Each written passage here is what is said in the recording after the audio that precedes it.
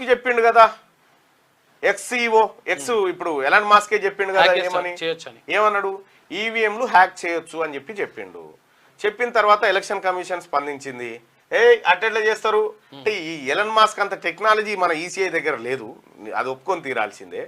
చెప్పినప్పుడు ఎందుకు చెప్పిండు, ఏం కథ, ఆయన దగ్గర ఉన్నటువంటి ఆధారాలు ఏందనేది విచారణ చేయాలి. లేలే నీది తప్పు అనండి.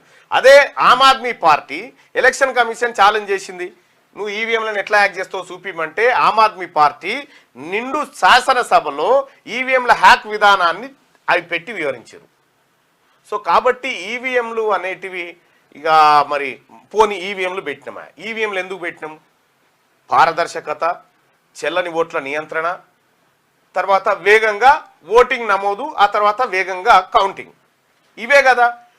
పోనీ అదేమైనా జరిగిందా, 1986 ఎన్నికలేమో వారం